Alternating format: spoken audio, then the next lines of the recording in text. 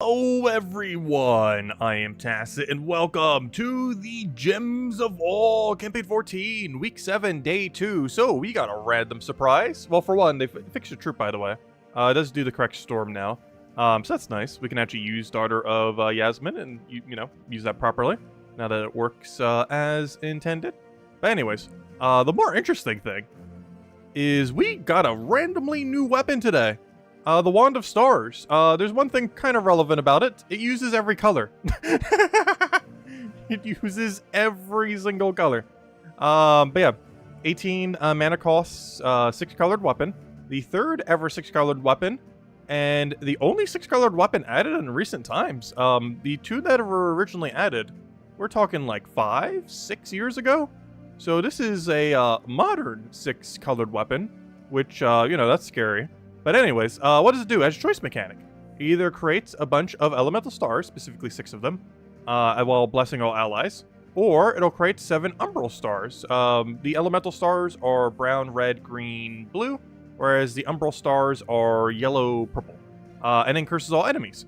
So it either has a 4x bless or a 4x curse with mana accumulation, while not having that bad of a mana cost. Now, one thing I actually haven't checked on this, what do you get for upgrading it? Cleanse Self, so it always has Cleanse Itself regardless if it blesses or not. Some extra mana to your allies, some gold, some life. Okay, nothing too good on the extended ones. Also, am I going crazy? Wait, yeah, it is. I was gonna say, it's a legendary weapon, not a mythic. That's even weirder. Were the other ones legendary as well? Let me check something. If I click, like, everything. Oh yeah, they were, never mind. I was gonna say, that's kind of weird that they're a legendary weapon that uses 6 colors. Yeah, so are the other two. I guess they're all just legendary. I was like, wait, there should be another perk here, but no, legendaries have 9, mythics have 10. But that's still nice. A little bit extra mana, a little bit of cleanse, guaranteed cleanse, so even if you go for curse, you can still go for it. It's interesting. Obviously, it feeds mana back into itself with all of these, because, it uses everything. So overall, its viability, I just don't know if it'll get used. These two have a pretty similar issue, where this has an okay extra turn chance, but, what are you using it for? Boosting Rowan? There's so many other ways you could do that. And what is this gonna do? Laugh at the enemy with how low you hit at it? This used to be good back in the day when this amount of damage meant more. But these days, that is like doing 0 damage for 20 mana costs. But, oh no, it's in a weird position. 4x Bless and 4x Curse is pretty good though. But your extra turn chance is pretty low, creating only 6 or 7 gems. There's also way better ways to 4x Curse. However, for 4x Bless, I don't feel like there's as many options. At least yet. Maybe in the future we'll have even more options to bless. But it could be okay as a 4x blesser if nothing else. Elemental stars cover a lot of color. Cover a lot of color. Gosh, it's so hard to say. But it covers a lot of color. And in doing so, that could be an extra turn. Decent amount of mana accumulation. 4x bless for your team. It's definitely interesting. It's also, if I'm not mistaken, the first option that could 4x bless or 4x curse, at least effectively. A lot of other things that do such a mechanic are very luck-based, but can still technically do it over time. Like, things that do multiple positive effects to your own team while also doing negatives to the enemy. Like, those kind of troops exist. But I don't recall any other troop in the game that has 4x Bless or 4x Curse, but you have the 100% consistency of doing either. So you could choose to do 1 turn, Bless to keep yourself defensive, and then the following time do a 4x Curse, or do it the other way around, or just spam the other one twice. Like, you could double bless, obviously, if you want to go down that route. Rather interesting. Curious to see how this pans out. We're definitely going to have to mess with it a little bit later this stream. But, of course, today's Tuesday, so you know what we have today. We got ourselves the good old faction event. So we'll probably clear through faction, hand out a code, and then the rest of the time we'll mess with the new 6-color weapon. I think that's the game plan, as I haven't really had a chance to mess with it yet. It honestly doesn't seem anything too broken. It seems like a utility option you'd bring out on occasion. It definitely seems like a good utility option, though. Like that you'll actually bring out, other than, unlike the other two 6-colored weapons currently. That one you can actually use, so that's nice. It's a really good utility option. Either 4x Curse, 4x Bless, or if you get enough mana, both. Just on different turns. It doesn't have extra turn though, but it does have potential for extra turn because it does do gem spawn. But it's not guaranteed, so you do have to deal with that. Anyways, let's go bring out the team we mentioned for the video. I'm actually going to be using the now functioning Daughter of Yasmine. I almost said Daughter of Slaughter. But the Daughter of Yasmine now does indeed supposedly work. I haven't actually checked it yet. But it should function as a actual troop. So that'll be nice. Also, why on earth am I going to that delve? That is where it is, but I need to go to this delve. There we go. Wait, is my team still here from... That's weird.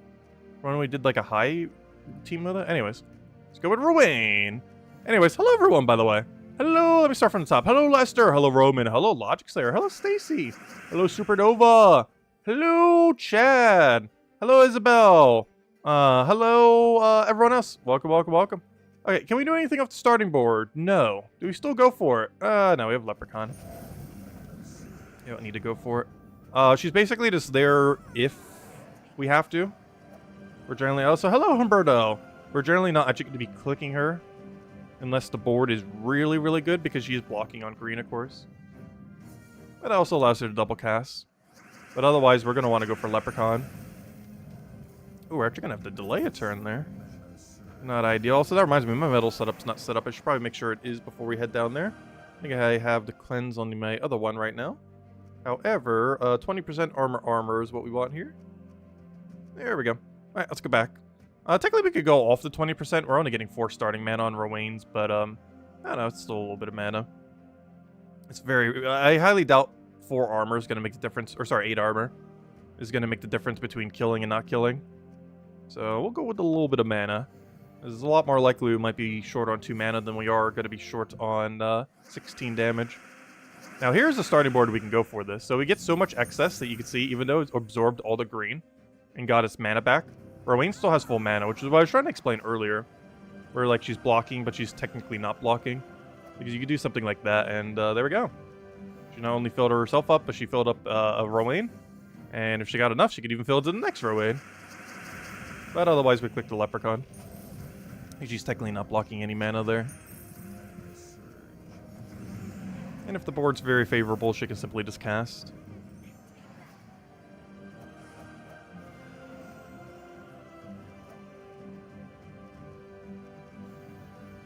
But yeah, I can't believe they just randomly shadow dropped a 6-color weapon. I believe you need the previous money locked troop though, and keep in mind, I don't believe that troop's in drop table. Which is one slightly weird thing about it. Because yeah, anyone playing free-to-play, do you even have access to getting the weapon right now? I don't think you do. Because last I recall, it's based on the thing from the previous season pass. And if I remember correctly, it's still not in drop table yet, that thing. So unless you got it from the previous season pass, it won't be obtainable quite yet. But it will be pretty soon. That should be in rotation within the next month or so. Are we going to make some star teams? Oh yeah, we're going to mess around with some star teams. I was even considering covering a video on it.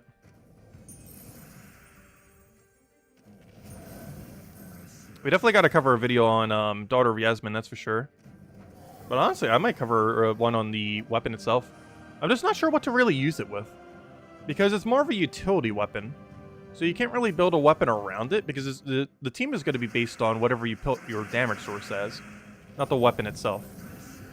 So you could build, like, literally anything. Like, we go build a Lord of Slaughter team and have it be our Bless so we don't get, you know, entangled or frozen. We could build it into, like, a cast spam team, just to keep them safe, or to 4x curse so we don't have to deal with Submerge. I don't know, you can kind of just plop it in anything. It's weird building a team for it, as, there isn't really a category of team it's used for. It's more so a utility troop that you bring out when you need it. Kind of like Obsidious or something similar. Or most Obsidious teams is just like 3 troops functioning together and Obsidious just existing on it. Because stun. And that weapon's going to be pretty similar. Except instead of stun, it's going to be 4x Bless or 4x Curse. But it'll essentially serve the same purpose of just sitting there doing nothing. But can be on any team.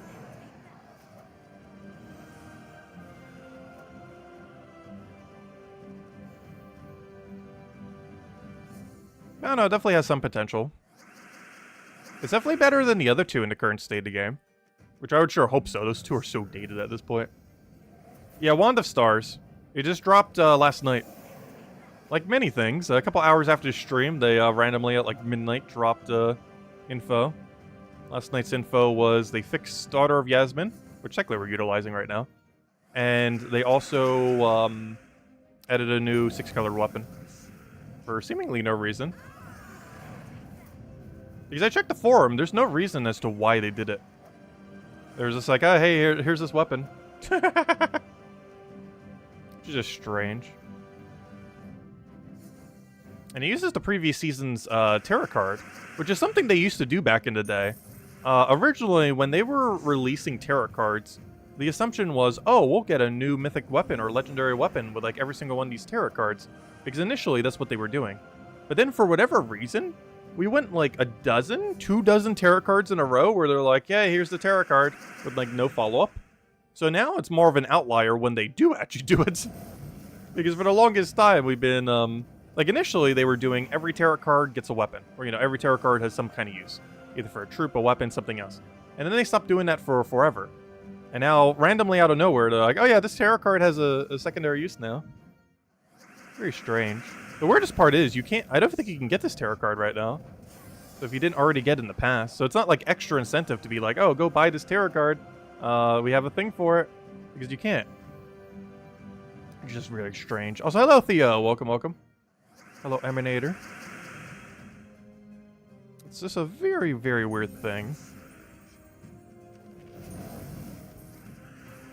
You think you can from Vault? Wait, what can you do from Vault? What is this of which you speak?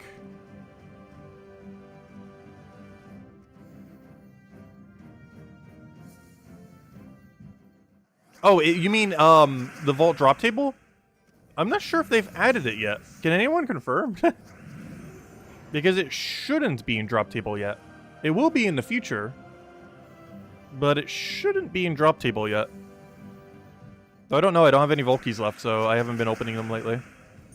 Kind of already consumed them all earlier. Because Vault event was like, what, 2 weeks ago at this point? 2.5? What's that? Hello, Insane Gamer. Welcome, welcome.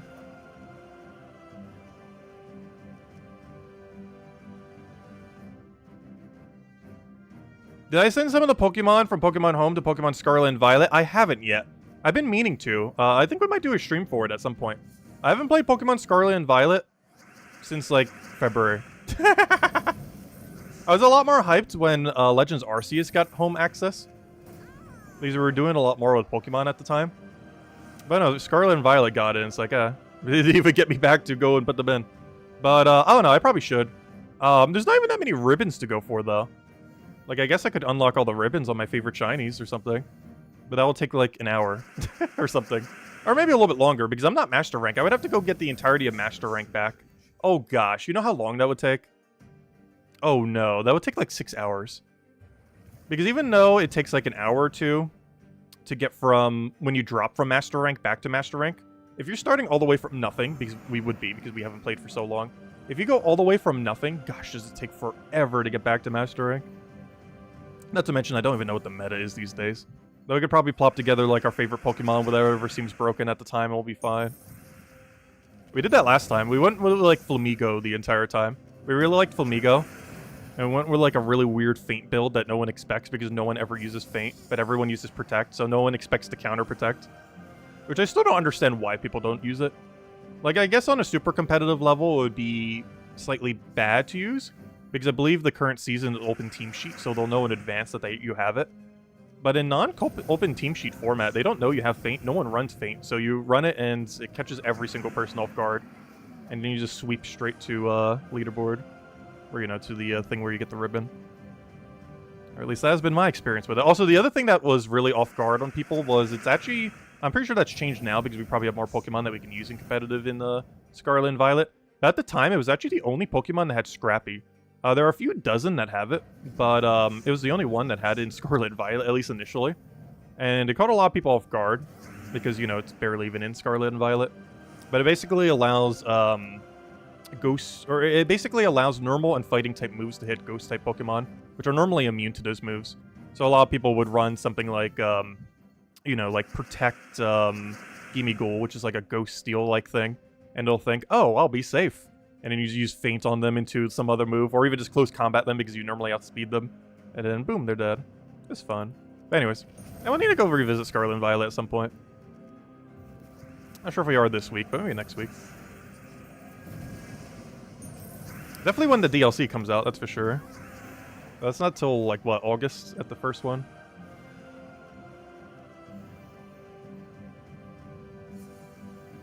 You gotta get on that shiny grind. I don't know. I pretty much got every shiny I kind of wanted from most recent gen. I'm trying to think of one I don't have that I really wanted. I'm trying to even think of a shiny I really liked. Because honestly, I've really preferred these Legends Arceus shinies. Like, Shiny Braviary might be one of my favorite shinies in the entire game. But I can't really point to one in Scarlet and Violet that I really liked. Like, I didn't hate most of them. Well, except for one. I really hate the one they gave to that Salamence dragon. I forget his name. Something Moon? Roaring Moon. I hate the shiny for Roaring Moon. His default looks so much better.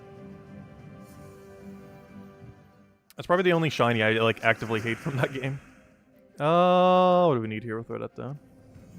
Also, did they ever fix shiny hunting in that game? Does it still have no sound audio?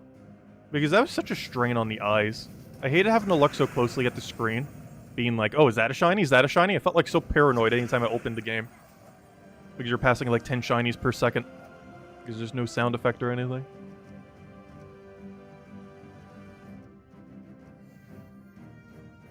I still, to this day, have never played Pokemon Go. I probably will at some point. I kind of want to stream it whenever we do, but that'd be a hard game to stream. Given that it's a pretty mobile game. Not only a mobile game, but, you know, a mobile game where you actually have to physically move. Which is kind of hard to record while doing so.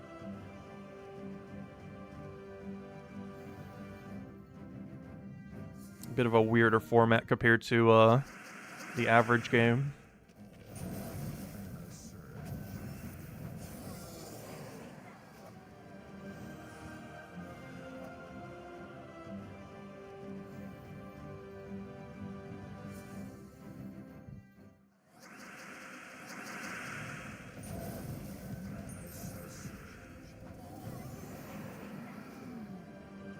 Are we gonna get a shiny tier list for what, Pokemon?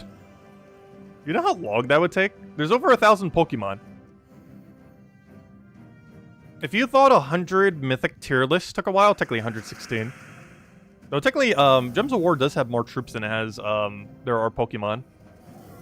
Because we're at like, what, 1,300 these days? But if you thought 116 mythic tier lists would take a while, you know how long a 1,000 shiny Pokemon tier list would take? Of course, you could go over each one a lot briefer. Because in Gems of War, when you're going over mythics, you have to mention, like, you know, what the mythic does. Whereas you don't really need to mention what the Pokemon does if you're just talking about shininess.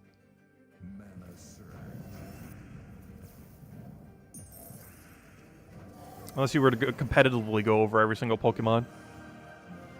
But then I would have to go relearn the meta. I'm not even sure what the meta is these days. I was keeping up with the competitive scene for that game for like the first few months and then like completely ignored whatever they're doing these days. Maybe when we do the world tournament I'll look at again, see what's up with it. I would assume the meta hasn't shifted that much. It's probably a bunch of fish everywhere eating other fish. Probably a lot of all the Paradox Pokemon being as broken as they are. And probably if we've ever got Hisuian Pokemon, a few of them are going to be really broken. The one that mimics other Pokemon, because it's actually a ghost type, so there's actually more usability to it compared to its other form. The Slugoo thingy, that thing's going to be broken because it's Steel Dragon.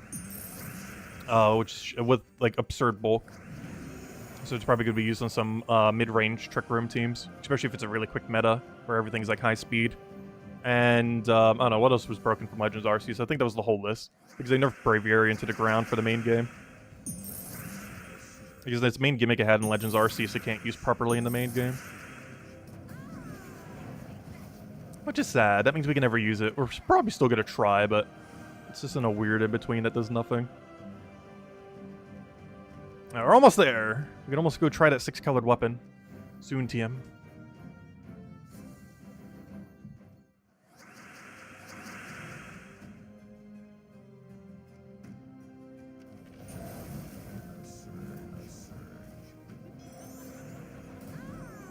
Yeah, Pokemon Go is one of those really weird Pokemon games that got, like, absurdly popular.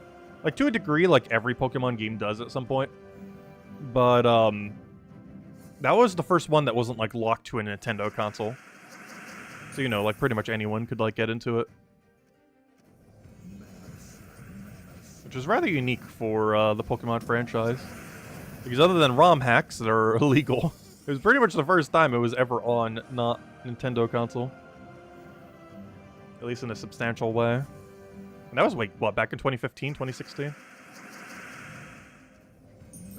I remember that being huge. Like, everyone was, like, around doing it. I was like, it still never really got back into Pokemon then. Oh, no, it took Legends Arceus for me to get back into it.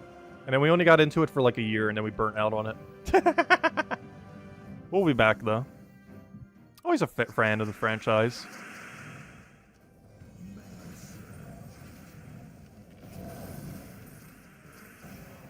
I will throw that down.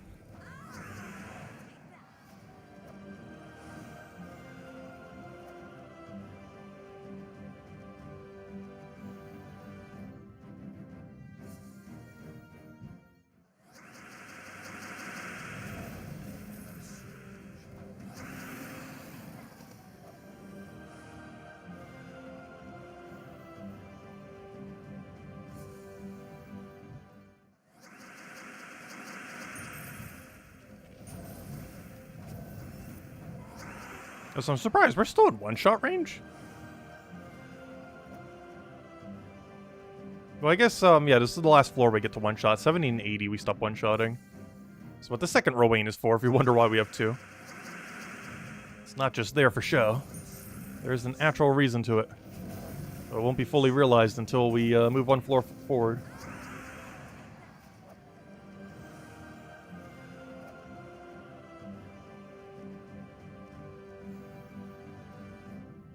Hello, Bill Warhammer. Welcome, welcome. You finally got the purification of Primal Rift? Nice. Yeah, the triple Alderfather method's pretty broken. Especially once you get to Trent in first thought. Takes a little bit of luck to get it initially, but once you get it, it's pretty free win. A lot of factions with guarantee resummon tend to be a bit on the easier side. And it has a second win condition too, because you know what else is on the easier side of factions? Anything that has an armor gain while having an attack, or, you know, like a durability gain while having an attack gain. And Trent does both. Unfortunately, it's armor instead of true damage. I mean, instead of HP. So they can protect against true damage. But it doesn't really matter because not much really does true damage here. Other than, you know, normal rooms. Like the first and last room's not going to true damage you. So it's kind of fine that it does armor. Because the biggest threat is the Skull Spammer. Especially with how high skulls with it. Alright, this should be the first floor when Rowan stops one-shotting in theory. I believe we did 200 this faction, so who knows, maybe it still will be able to one-shot. Some of the battles will definitely be one-shottable, obviously. But like the tier 5 rooms in the final room should survive our hit. Like if I go into this room, it should survive. It'll barely survive, they'll have like 10 durability each, but they should survive.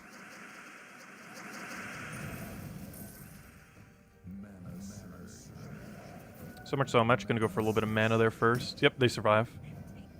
And then we go for a second one. That's what the second Rowan is for! And one is not enough. You have two.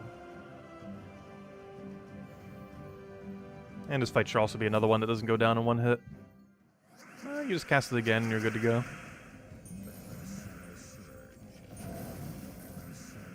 Cast number 1. Cast number 2. And luckily you don't have Submerge on damage, otherwise it'd be so annoying. I think he has Submerge based on something, but it's not when he gets damage, it's based on some other aspect. Actually, I think it's on cast, right?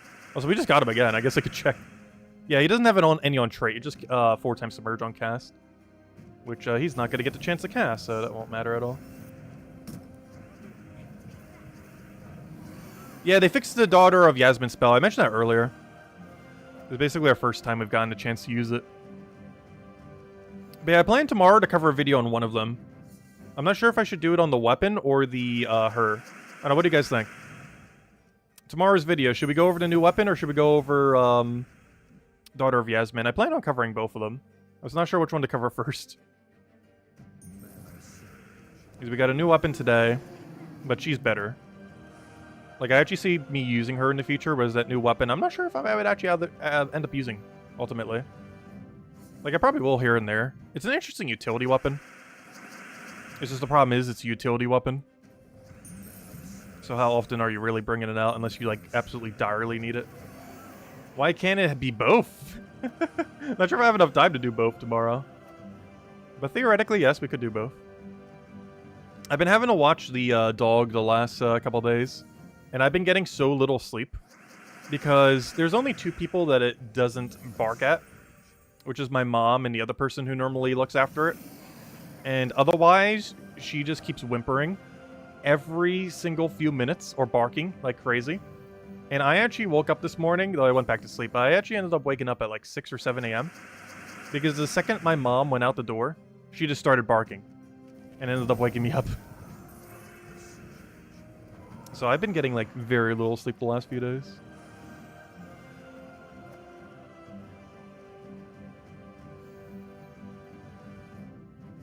Yeah, she's a really needy dog.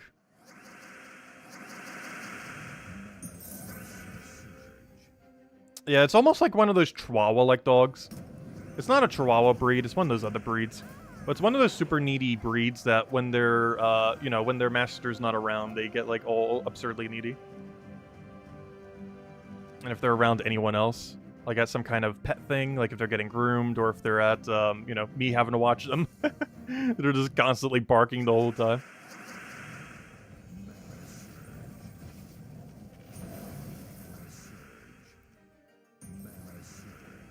Kind of want to get a muzzle for her. My mom wouldn't let me put it on her, though. But I definitely would, because gosh, is it annoying. Is it a Yorkie? No. It looks like a ragdoll. Like, picture a rug. Now, make that rug into a dog. And that's about what the dog looks like. Whatever, whatever dog is rug breed. French bulldog? I don't think it's a bulldog. It doesn't look like a bulldog. It's rug-shaped. It looks like a shag rug if it was living.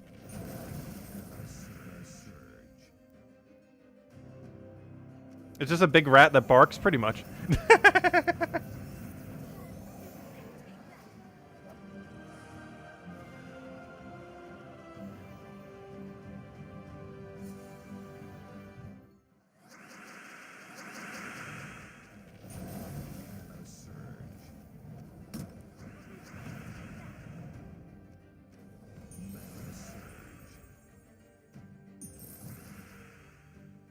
Oh no, I could go Google it real quick.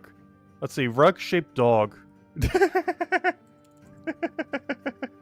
I'll know what it looks like the second I see the breed. Rug dog. There it is! Wait, is that actually the right one? That actually worked. Hold up, typing rug dog into Google actually brings up the dog. Yeah, it kind of looks like that. Not quite, that isn't the exact breed. That one looks closer. What is this? What to look for in a rug? No, that's not what I'm looking for. I'm looking for the dog that's on the rug. That looks kind of similar. Oh no, what is that dog called? That looks pretty similar. Interesting. Where's images? Oh, I'm not even under images. Am I under images? No.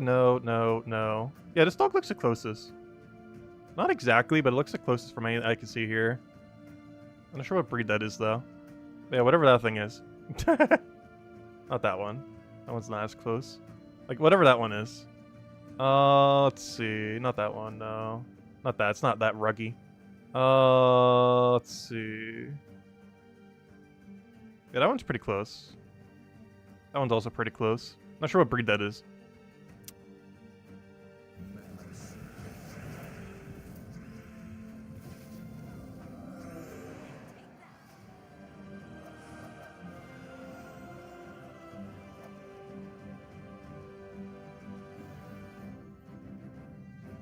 You finally got 10,000 underworld renown on near their count. Nice.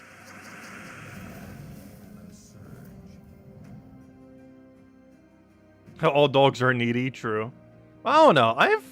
I've been around other dogs before, and this dog's a different type of needy. Like, I've had cats. I've been around other dogs, and never have I seen a dog like this upset when its owner isn't around. Like, I'm concerned it's gonna bark itself to death. It is so, like, needy. Which is why I wanted to muzzle it, for its own safety. But also because it would be way quieter.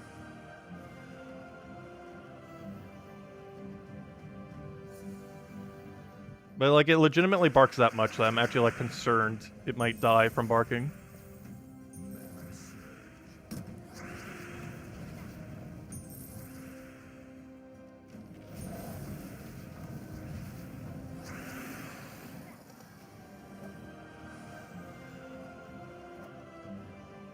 Like, she never stops. Even when she's out of breath, she just, like, keeps going. And I offer her water, and then she doesn't even drink the water. She'll be, like, huffing for her breath, and then she won't even drink the water I give her. She eventually will, but, you know. If she sees me giving to her, she won't want it. She'll think it's poisoned or something.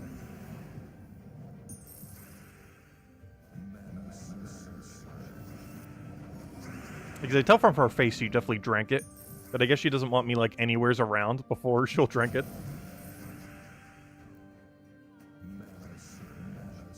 I don't know, dogs have always hated me, too. Probably because I've always been more of a cat person. Because I've never really had any bad situation with cats. But I can't recall ever having a good situation with dogs. They just all have, like, a slight hate towards me for some reason. Don't have to say, Defiant's dog was pretty chill. Whatever dog that was.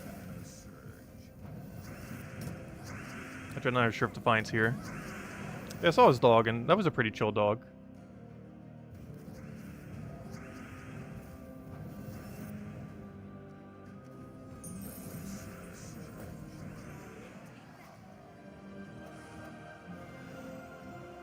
Pit bulls are really needy too. I had a friend in high school that had 2 pit bulls.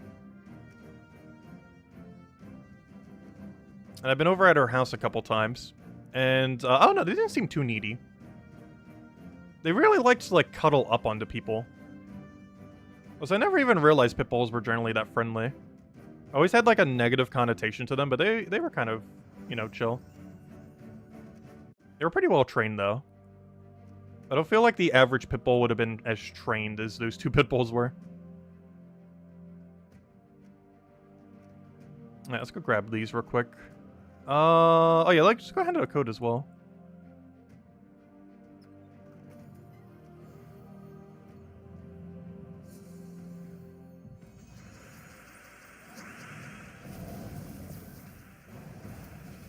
No, I'll take the red. Grab that. Get all of our mana.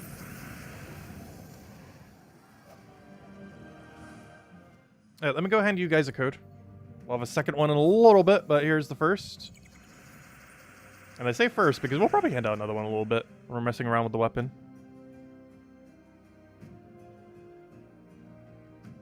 Alright, I'll grab that one over. Get our AoE, and we're good to go.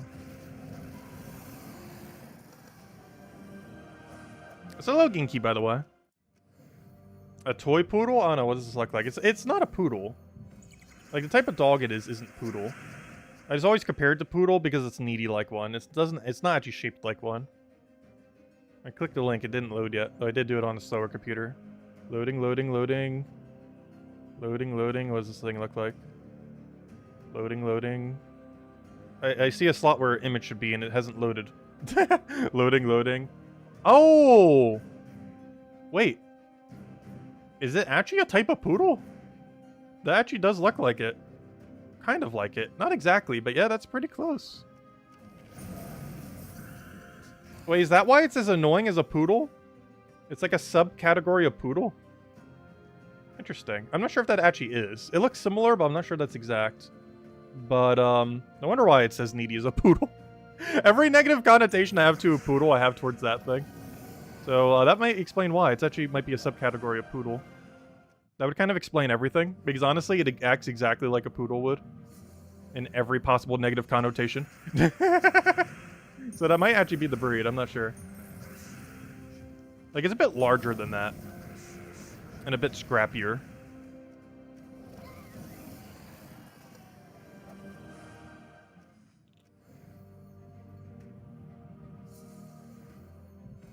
I always kind of take poodles to being kind of smaller. Because that dog is a bit bigger than, or the one that, you know, we actually have is bigger than that thing in that picture.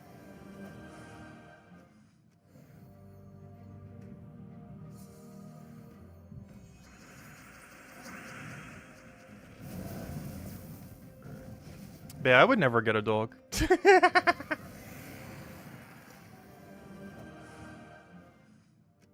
If I was to ever get a pet, it would be in order of some kind of bird, or a cat again, or that's probably the full list, to be honest.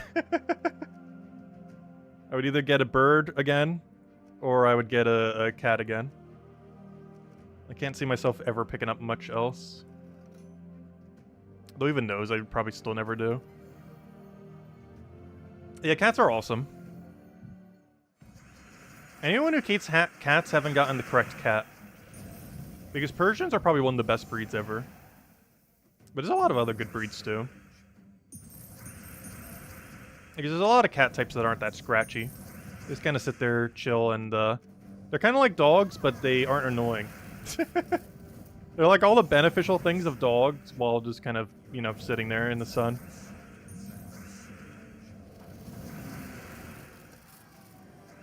Yeah, honestly, I kind of want to get chickens again. If I was to ever get a bird, it would be like a small songbird in a cage. Or chickens. Chickens are just a lot of work, though. Like, out of any, like, commonly domesticated bird, it is probably the highest amount of work of any bird. Which is the only real big downside of them.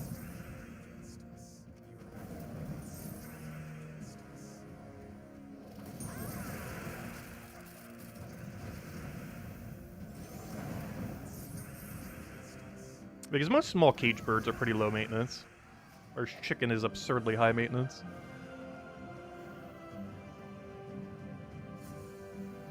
Will I eat the chicken after it's gone? I'm not gonna eat the chicken. It only eats eggs. Unless we get a rooster. There's not much point in getting a rooster when you could just get a chicken. I don't know, roosters are a lot more aggressive.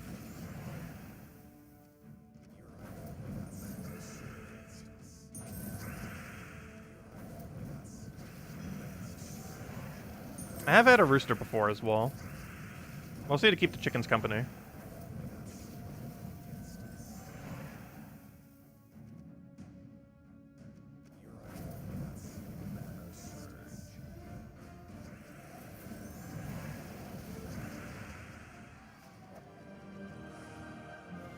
Alright, there we go. Alright, anyways, we did that, we did that, we did that. Alright, let's go mess with this new weapon. Oh, we do have a road event though, too. We'll clear it out real quick, I guess. I want to clear out everything so we can just mess with the weapon the whole rest of the stream. We're currently still using the Daughter of Yasmine build. And thank you, game, for reminding me I need to go switch medals. What's another word for rooster? Very large chicken. No, I can't say the other word.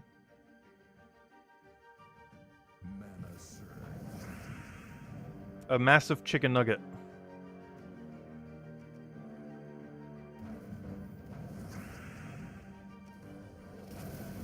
Good evening, George. Welcome, welcome.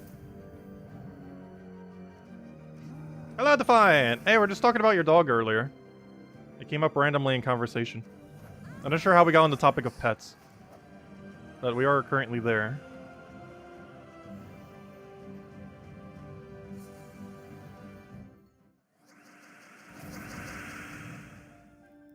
Do we even have convert here? Let's take the green, I guess.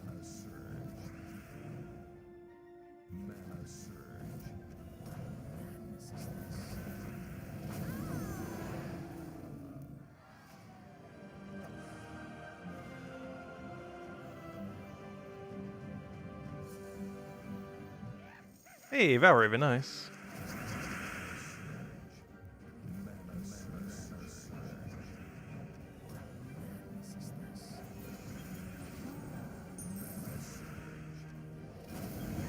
But now that I think about it, I think Defiant's the only person from the channel who I've ever actually met in person.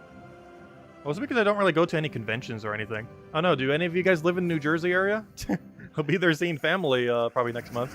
I'm calling my dad on Father's Day to see if he's been any better.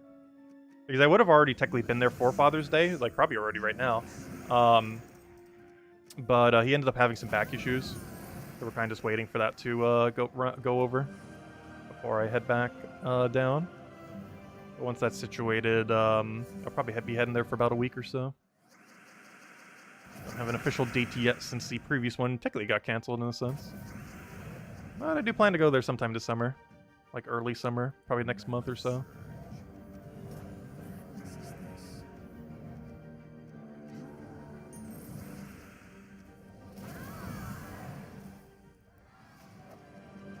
I always feel like everyone trashes on New Jersey, but New Jersey's actually an amazing place. There's a lot of absurdly bad stereotypes, though. Many of which are true. But, I don't know, it's a pretty good place overall.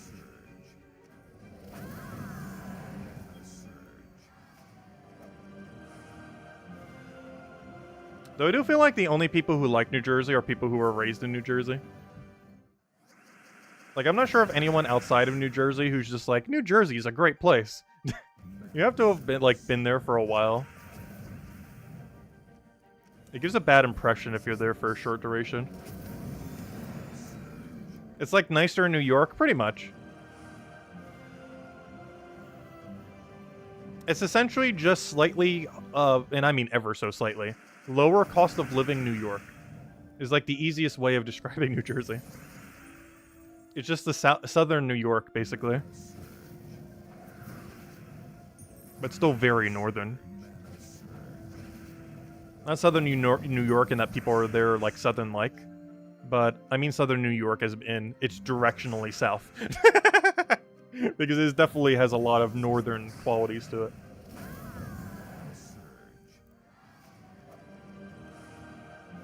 Alright, there we go. And we'll grab these little upgrades, which I technically could have done for the little bit of extra damage already, but oh well. There we go, we got our upgrade. And we'll put a little bit of magic there for tomorrow. Anyways, in other news, let's go mess with the new weapon. Which feels weird to say on a Tuesday randomly. But yeah, a new weapon did drop today. For seemingly no reason whatsoever. It's a 6-colored weapon as well. I already forget what it's called, but luckily there are so few 6-colored weapons, I can just do this and it will show up. There we go. The Wand of Stars. What on earth do we build this into?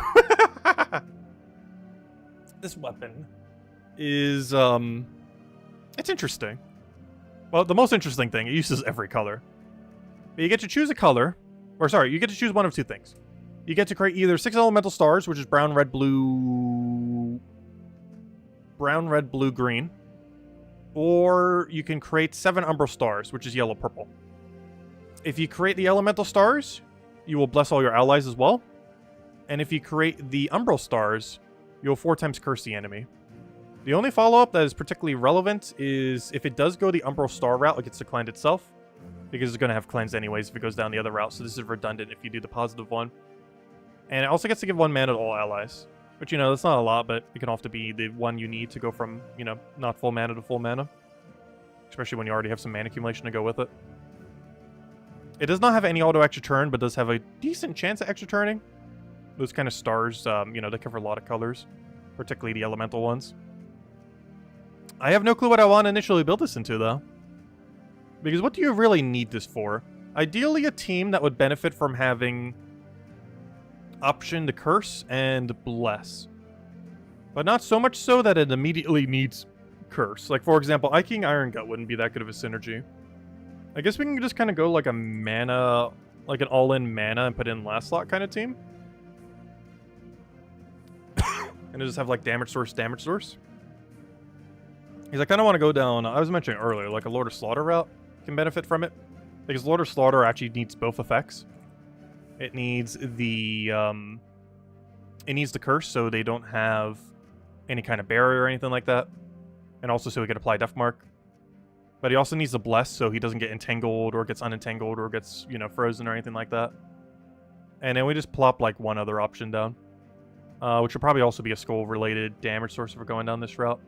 I guess we could technically do one to Carandaris. Gives us a backup way to curse in case we don't get the other one. We could also do Arc Proxy. It's one of the few situations Arc Proxy is really good. I just put it behind the Thrall. And then you change your banner to double purple. And that allows you to use the excess mana, though we could also do it with a star weapon, obviously. But it also allows us to go Archmages, so we go like crazy on purple. So I actually don't even need to do that then.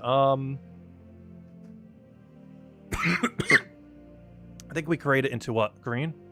Kind of want to go like green-red. Too bad we don't have that really good banner. Oh, mine's purple. I don't know, we're going to have so much plus purple. Does it even matter if I -1? That might seem somewhat counterproductive, but I almost feel like going for it. Now we'll go to like double red-green, I guess. Like the alternative color minuses are kind of weird. Because we're denying yellow anyway, so having minus yellow doesn't really matter too much. Alright, we'll roll with this, and we change our class to Archmagus. And we roll like something like this. Let's give this a shot, see if it's any good. Running it with currently extra magic. I technically want to run it with seasons, I think. Probably seasons. Alright, let's just go bring this somewhere. So, you know what? We'll bring it to PvP. We'll take the test run on whatever. Oh, gosh, no. This is such a bad idea. Well, let's see how it does. Yeah, I mentioned this during the tier list video. The Arc Proxy with Lord of Slaughter combo. It's pretty nice. This normally isn't the team it's used with, obviously, since it's a brand new troop. Well, we'll test it this way. Biggest issue is going to be initially getting Thrall mana. It's going to be kind of annoying with this team, especially with how many explodes it's about to get a billion times over. Okay, you almost killed my first slot already. It's not ideal. Somehow we're still not dead, though we're about to be. Oh no, I want him to get full mana, but I can't. He's about to die. He's very dead. We're luckily somehow not dead. Clear out the whole board. We don't have good Arc Proxy. You know what? Let's create Elemental Star here. Get the curse down, get our extra turn. Oh, we didn't land extra turn, no! No! We didn't land the extra turn part. And I don't have alignment now because we only have the one thing. Oh, let's go get that bless so we don't have to deal with the thing. Do we have alignment? Not really. Do we still go for it? Not really. How about now? It's not worth it. I wish it was. We'll take a poke for now. We'll take a poke back. There we go! That's what we needed. Takes a little to get the alignment there. Oh, come on. We had double alignment. Come on, Umbral Stars. Get the 4 times curse. Yeah, this weapon's interesting. It has potential. This weapon definitely has potential. And it was killed out. There we go. Alright, that battle didn't go quite as we wanted because he has a really upfront damage. Let's go try this again. Without being triple damage, Ultra Doomscold. Right off the bat. There we go.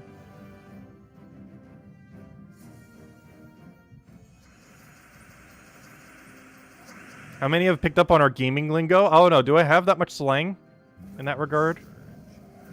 I generally use whatever terms are associated to the game, but sometimes I use other game slang in other games. Because every game seems to have like a different one. Also, now would be a great time to get that 4 times bless. This is that exact moment you would want 4 times bless. I've never seen a more blessable moment. Alright, we'll do the Elemental Stars. Get our extra turn.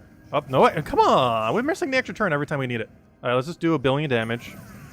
So we can then follow that up into a billion more damage, though no alignment, so I might just have to board clear. I think I re-bless, just so we don't have to deal with it. Re-bless, try to get that board clear. Did not. We keep missing the extra turn on that. It's so unfortunate. But yeah, this weapon, honestly, kind of insane. I think I slightly underestimated how much mana accumulation Elemental Stars are. It's a mechanic we didn't really get to utilize much back in the season because very few options that were actually good came out for Elemental Stars. But now we have one. Yeah, we'll cover a video on this tomorrow for sure. There's some interesting things you could do with this weapon. Definitely has some potential. Because being able to just choose 4 times curse, 4 times bless out of nowhere, it's a very potent option. Gives you a lot of flexibility.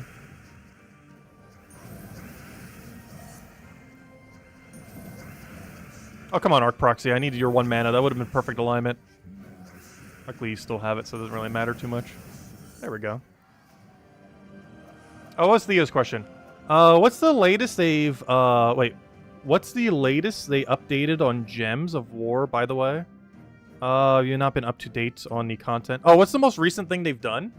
The most recent patch ended up adding Merchants and Angels. So, we've been hunting these on quite a few streams, but basically, if you go to any Explore and you just go win it quickly, or, you know, at any speed, you'll eventually get a bunch of different effects. And the most useful ones are Merchants and Angels. These end up giving you, loot. The Angels give you free loot, and the Angels just give you gem offers, as well as a gold offer. And this is a great way to get some resources that weren't as easy to get before, like deeds and such. And that was one of the more recent things. The other pretty big recent thing is they ended up buffing orbs back in December. Orbs now have a lot more orbs that you can end up getting. Most notably these 4. Where's my list? Not that one. They added Orb of Forging, Ingots, Minion, and Orb of Glory. Forging allows you to upgrade Doom weapons. So it's actually possible to upgrade all Doom weapons now. Ingots are for upgrading standard weapons, which is pretty easy to do, but if you haven't already finished it, makes it even easier. Minion orbs upgrade pets. So some pets that were never maxable are maxable now, as well as just being able to max them easier. As long as you have one copy of it, you could theoretically at any point max a troop now, or a minion, I mean, you know, one of the pets. And Orb of Glories are probably the most useful one. They essentially count as Nisha medals, where you can bronze, silver, and gold elite level any troop, and obviously you'd want to save those for mythics that have the highest cost. Okay, this was the merchant mechanic I was talking about. So there's a few different ones you can get here, and some of them are better than others. The best gold offer is the Writ offer, because it basically counts as 2 deeds of any color. And the best gem one, there's a few, but one of them is we could finally just mass buy deeds now. They're essentially only 50 gems each, which earlier on in the game can add up pretty quickly, but later in the game, you kind of need them for kingdom upgrades, particularly purple ones, because there's like 4 magic kingdoms. And we're making some more progress on that. But anyways, yeah, those were some of the more recent patches we've had in the last couple months. Anyways, let's go back to messing with the troop. Might even go mess with another team. Hey, do you guys have any kind of suggestions? I think someone suggested a team earlier, and I already forgot what it was. But does anyone have any team suggestions for the new weapon? Or for the new glory troop that came out yesterday, either or. Let's see. I pretty much already have all the teams ready for the video for that one, though. This one I don't quite have all the teams ready for, because this is pretty much the first time we're testing it. Whereas we had a little bit of time to mess with the other thing already. You got his throw out before I could get my throw out, which is not ideal. I was trying to see if I can get some mana drop there. I can't really do it, so we'll do that. As soon as we get this rolling. I love that we can just go straight for the bless. As long as it doesn't die to death mark here, we're in a good position. Perfect. No! I still gotta go for it. Elemental stars, get the bless, get the bless. Come on, get a mana, get a mana. Nice! Is Arc Proxy enough to kill with? Unfortunately, I don't think the answer is yes. But we're still gonna try. Umbral stars, go, go, go. Come on. No! I was trying to get alignment off of that. I'm just gonna board clear and hope we get a good board. Come on. We can work with that, we can work with that. Alright, do it again. Or we're just gonna keep board clearing every time. Wait, I gotta go Elemental Star again. Gotta risk it. Nice, nice, nice. Do we have alignment? Do Elemental Stars get converted? Do we think an Elemental Star will be converted? I want to say the answer is gonna be no. So I can't risk it. Let's see. Yeah, I don't think Elemental Stars get converted in a yellow convert. It'd be very useful if they did in this context. Okay, I'm actually gonna go for this early. I just want to make sure Zolgoth goes down even if we don't land extra turn there. This is more important. Zolgoth died. Okay, we go for Elemental Star again. Nice. We can work with that. No extra turn, but we got all the board we need. Alright, we just mass mana accumulate, I think, here. Let's clear the board, get a bunch of damage. Gosh, it's so annoying when we don't have our main damage source. Because Arc Proxy is a damage source, but she needs a lot of alignment to function. So you kind of have to, like, board clear after every single one of her things unless you get, like, really lucky with it. I don't know, is that enough damage? Also, we got transformed on that hero. A little unfortunate, but that's enough to kill now. No! He got summoned! It's now only 25%. It's been a very strange battle. We're gonna ultimately win, but it's definitely a weird process getting there. What do you even do? Steal 6 mana. Oh wait, we have Arc Proxy alignment though. And there we go. What a weird fight. But a win's a win.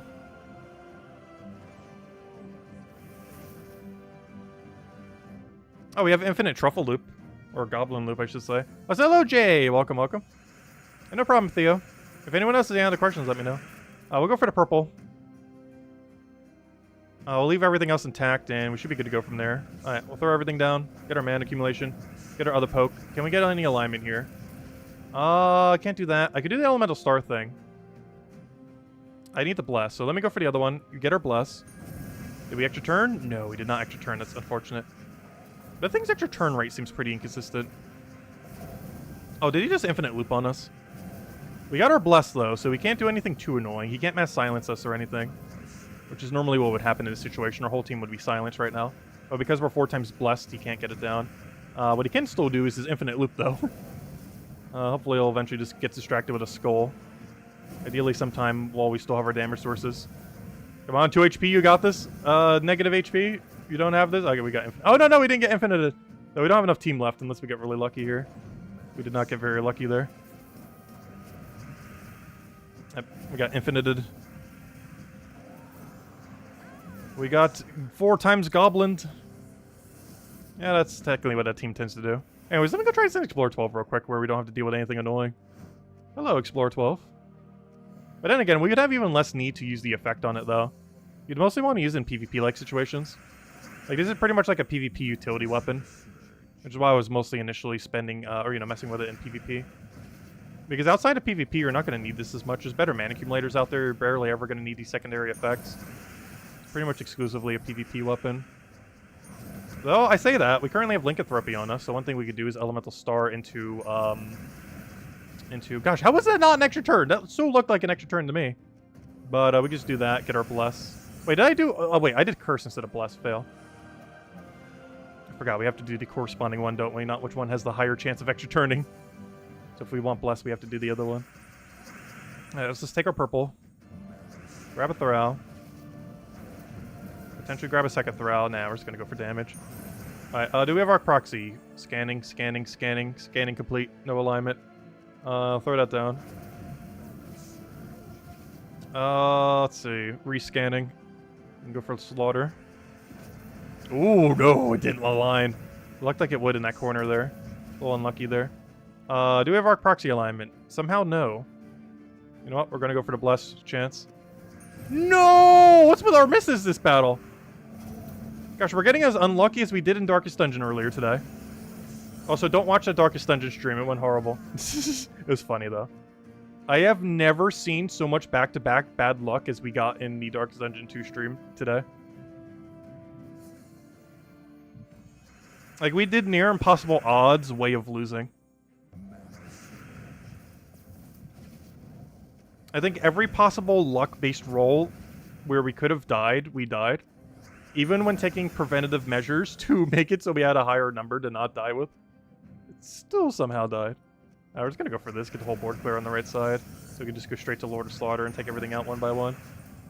You're supposed to have full mana, Arc Proxy. The alignment was already there for you.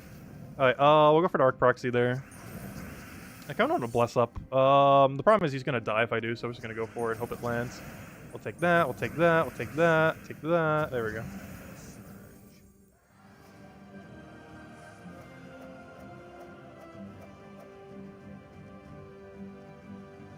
But overall, this weapon's interesting. It definitely seems like a PvP utility weapon. Bark itself to death is hilarious. I am actually legitimately concerned it's going to do that, though. The dog I was mentioning earlier. Because it doesn't ever stop barking. Like, it could be completely out of breath. Like, completely dehydrated. And I'll offer it water. And it'll just keep barking and not drink the water. Okay, we'll throw that down.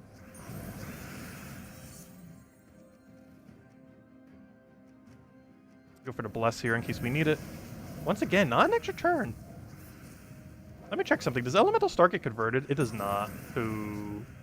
That's unfortunate. It's technically the corresponding color. Obviously, it's a billion other colors as well, but still. Hey, Arc Proxy, do you have alignment? Do you ever have alignment? That's the only bad part about Arc Proxy. There's several troops that are like that, like in Rage Carindera and stuff have the same issue. But they only convert yellow.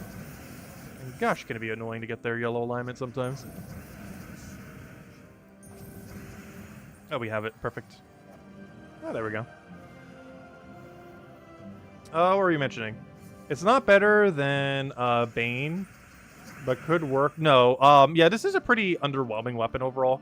Like, it's not bad. It's just, when would you ever use this weapon? Its utility is fun. But I feel like there's so few situations where you would need to have this weapon. It just fits a really weird niche. Because it's slower than other 4x curses, and it's slower than other 4x... Well, then again, there's not too many good ways to 4x bless. But it is slower than other 4x curses. And if you really wanted a bless item, you could technically use the curse breakers. And build like a pure color around that. But I don't know, it fits a really weird middle ground. It's definitely a usable weapon, though. But it's under that utility aspect, and I feel like a lot of utility anything within the game I don't tend to use too often. Just because it's so niche when you would end up needing it. To the point that you almost never bring it out, even when you do need it. Let's go bring it back to PvP real quick. Because it's definitely more of a PvP option, that's for sure. Like, this weapon's made for PvP. particularly Guild Wars, because you know what this actually opens up, which is actually kind of interesting? You now have access to a decent 4x Blesser and 4x Cursor on every single Guild War day. Which, that's actually probably its biggest aspect. You now have access to every... Wait, how do we not... Wait, how is that an extra turn? Am I going crazy? We're frozen on all 6 colors. Wait, what? Wait, I gotta watch the playback on that. How did we land extra turn? How on earth did we extra turn there? We're frozen on everything except Skull. I guess we landed extra turn Skull? It's the only thing I could think of. No, I took a 4x yellow, right? Did I not? What just happened? I'm so confused. Does anyone know what happened? Wait. Because we're frozen on everything except Skull. Alright, let's go get the Bless. So we can then have immunity to everything. So we then click the auto win buttons. Okay, we'll click auto win button number 1. We'll then click auto win button number 2. Oh, we don't have good alignment here. I'm still going for it though. Click auto win button number 3. Never mind. We don't have it, so we'll go clear the board. Alright, round 3. And hopefully we'll have alignment on the other one. And that's match. And star turn.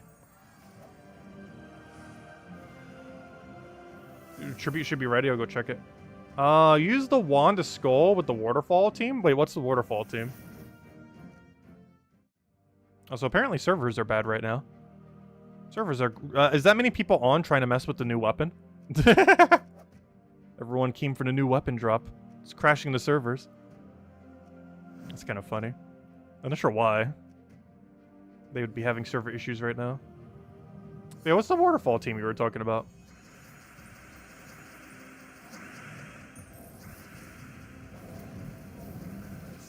Right, do we have alignment? No. Do we still go for it? Sure, why not? We missed. We were so dead. Oh no, I think we cascaded extra turn. No, we didn't. But luckily it didn't really backfire much. Also, they're already dead somehow. It was a very quick fight. Did they have low stats or something? I feel like the quickest fight we've had so far.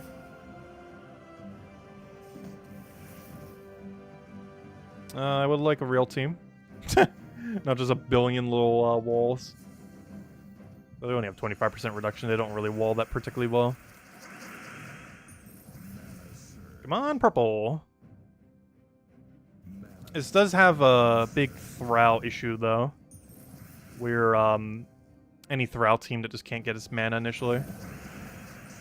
It's an issue every Thrall team has, that using Thrall as the only mana accumulator, though. It's a pretty common problem. Where you just can't get the Thrall mana to get everything rolling. Looks like we have everything we need here, though. We do that, we do this. Probably Arc Proxy in a moment. Get a Thrall first, just to get things rolling a bit more. Get the other Convert so we can go straight into Arc Proxy with it. We do not want to get lucky on Arc Proxy, apparently. I'll stick a Skull, it's already over. There we go.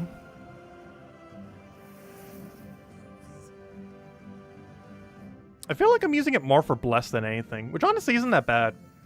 Bless is a great option. It opens so much for Guild War. We might have to incorporate this into Guild War teams or something. Because that definitely seems like one of the bigger benefits from this. Having access to 4x Bless on any Guild War day. It's pretty beneficial. Also, we're entangled on our most relevant thing. But there's a way around that. Elemental Star, go. Hey, we actually extra turned for once. Do we have Arc Proxy alignment? We do not. Can we get to Arc Proxy alignment? Oh, no, I should have left those there. You know what? Oh, I can't even Thrall. You know what? I'll go for Elemental Star again. Come on. I could have went for 4x Curse, too. I'm trying to clear the board so we can get some alignment. Nice, we got it. Did we get the other one? No. I'm still going for it, though. It's basically full board clear. Actually, it was literally full board clear. And we have alignment on that. We clear the board again. I could technically curse out Zolgoth if we wanted to. I'm not sure if it's really needed here. But we could. And that's match.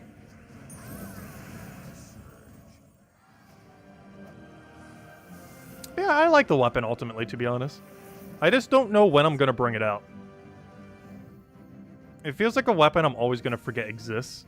Because now we have access to 4 times Bless, 4 times Curse whenever we need. Which, that's a lot of potential. But that's something you would bring out when you need it, not always. It's very situational in that regard.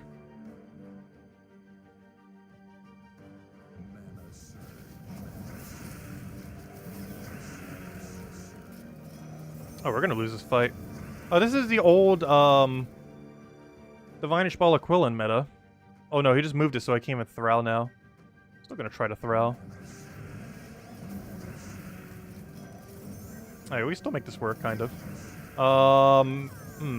Slightly less so. Slightly less so. Come on, Lord of Slaughter, you got this now.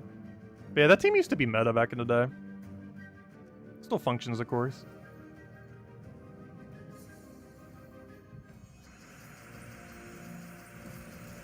It's also particularly noteworthy in that it uses no mythics. It only uses legends.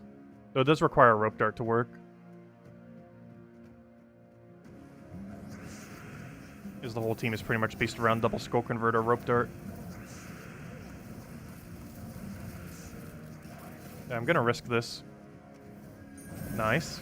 Okay, we're good to go. We go for that. We got our 4 times Bless to get rid of everything. That's so nice when it lands that 4 times Bless. Because then you don't have to worry about anything, and then you ideally just auto-win from there. Do we have anything we can do with this? Not really. We're just gonna go for it. Oh, wait, no, that's not what I wanted to cast! No, I meant to do, Wait, that was weird. I meant to cast Arc Proxy. I didn't realize Arc Proxy had no mana, so I went for the star thing instead. Not sure what happened there. But whatever it was a grave mistake. Oh, I should have 4 times Curse there. Oh, now we got 4 times Bless. Yeah, we can make this work. Alright, we do Umbral Star now. And then we ideally alignment, and then boom, dead. Boom, dead. There we go. That was a weird fight. Do Wand of Stars with Tina? I don't know. What does Tina need it for, though? Because you don't need a Submerge. You don't need Anti-Submerge. I guess you could do it on Barrier to get rid of that. Because Tina doesn't really need Bless. For the most part. Like, technically everything needs Bless to some degree. But there's some that need it more than others, like to make sure that's not frozen in Tangle, stuff like that. I don't feel like Tina gets much of a benefit from Bless specifically. I guess from the coloration of it, it does, though. Because it's a green, red, brown, and that's 3 of the 4 colors of Umbral Star. Oh, so how on earth do I have no alignment here? I almost want a board clear, because if I click this right now, I know for sure we're going to miss. I'm just going to wait till we have a slightly better board and then cast it. Alright, we have guaranteed board right here. Arc Proxy, no alignment there. That's kind of unfortunate. Let's take a poke over there. We'll go for board clear.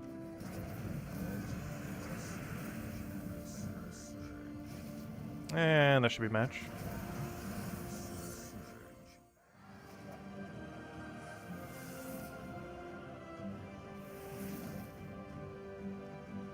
Okay, we have a team of all Emerald then. Oh yeah, that's something we could do this with. I didn't even think about that yet. We could do it with Obsidious. Obsidious uses purple for the other convert thingy.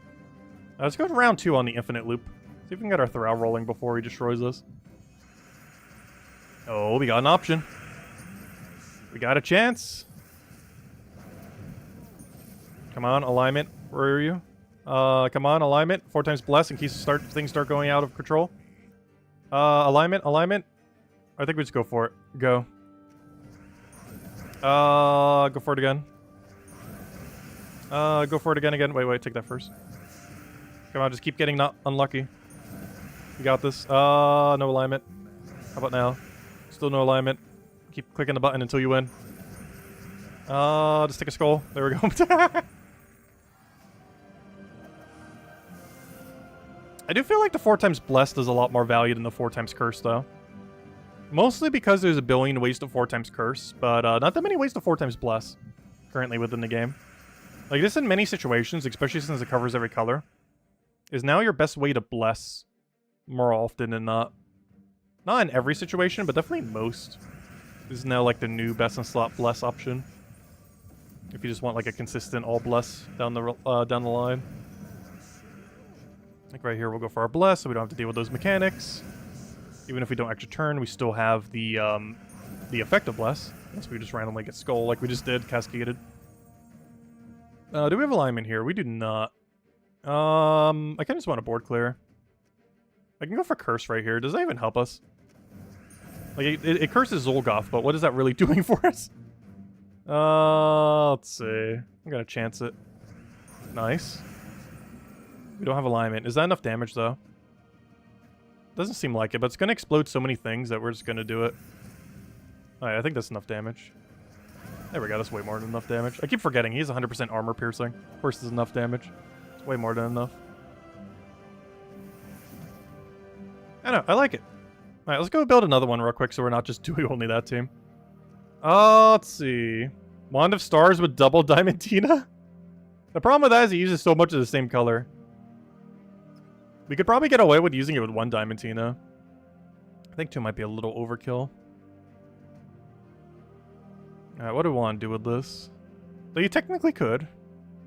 Especially if you had like a wish gem mechanic to go with it or something. I'd rather just use Throw or something at that point. Alright, what do we want to run next? Well, obviously we want Wand. Wand of Stars.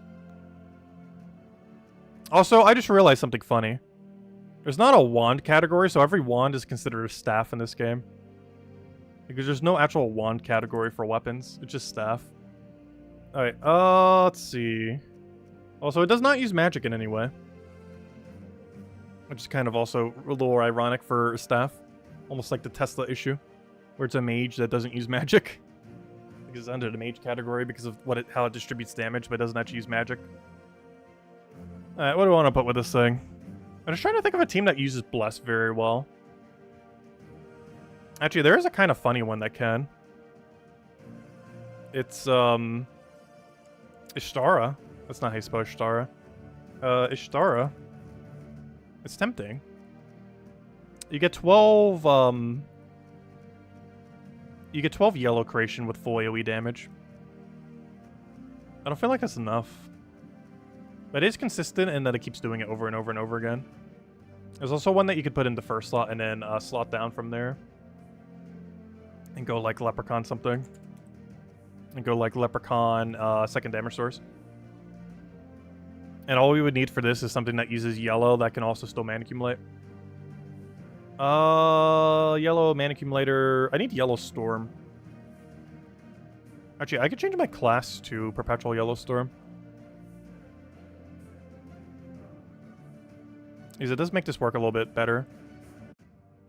Stormcaller. I almost want to use the other thing that spams yellow. What was it called again? Quetzalma?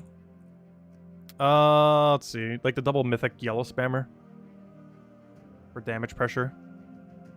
Where on earth is Quetzalma? How do you even spell Quetzalma? There it is. Quetzalma. And put it in front of the Leprechaun.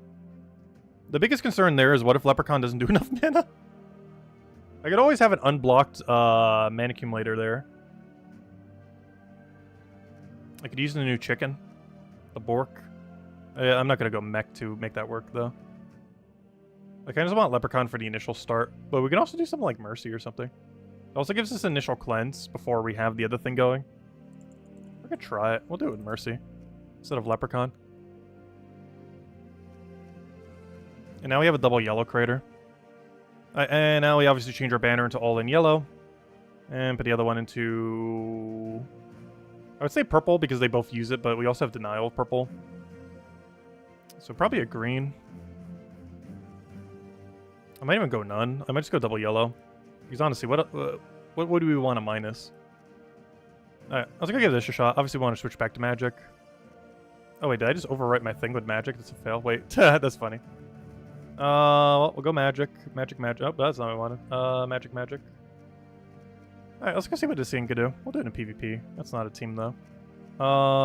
Let's see.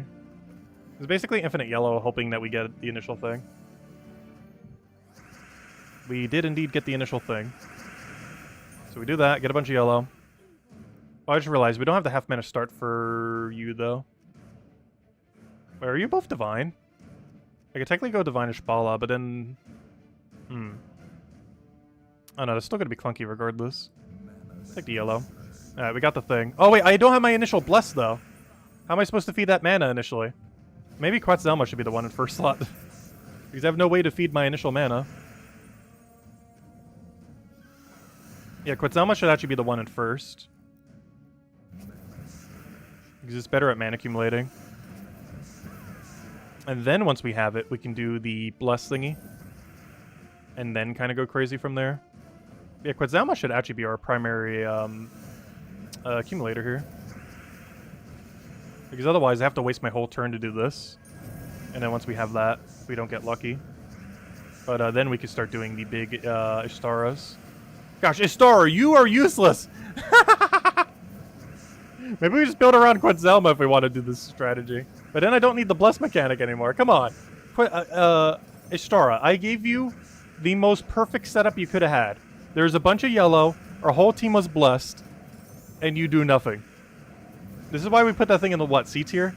I don't remember what I put it in. But whatever I put it in that's low, that's the reason why. We gave it everything it needed to function, and it still missed. This is insane. We gave it the most perfect situation it could ever want, and it still failed us.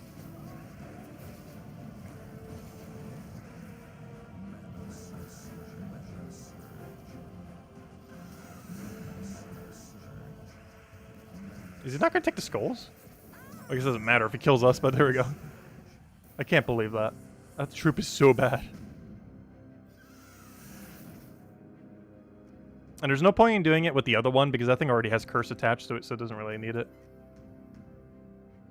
Is there anything that boost ratios from Bless that isn't bad? Oh, that's nice, but Bless. There we go.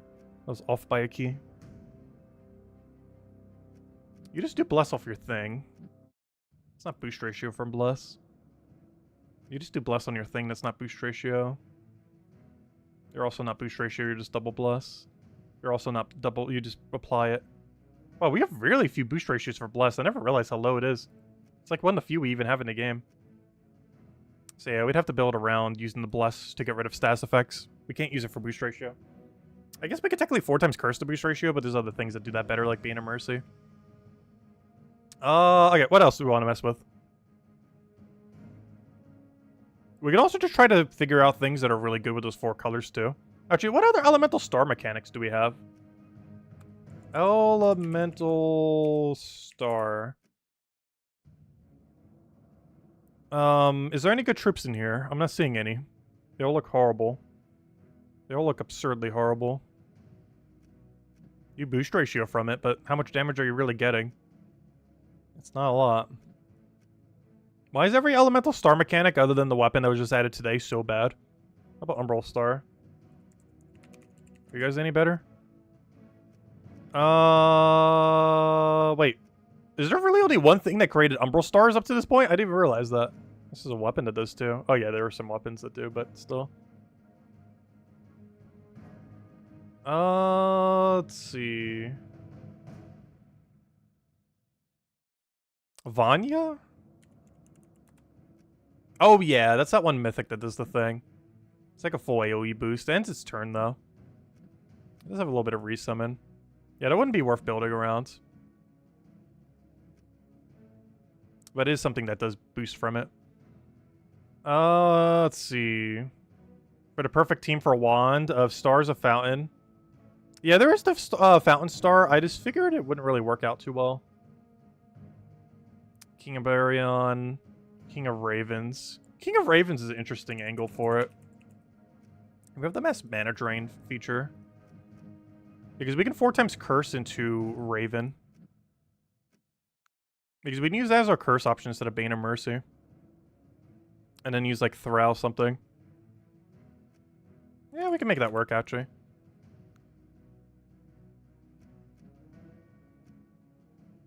And then we just need like one option in first to do something. Because this weapon's almost always going to be your last slot in nearly every situation. Just because it covers every color. And you can't, like, magic buff it like you can with some of those other ones because it doesn't benefit from it. Yeah, we can go down the King of Ravens route in order to bless ourselves so we don't get drained from ourselves. We'll also just, you know, be able to do it to the enemy. Have a lot of board clear goal, and on double go into, like, Archmages here. And now all we need is a mythic that isn't purple, but is good.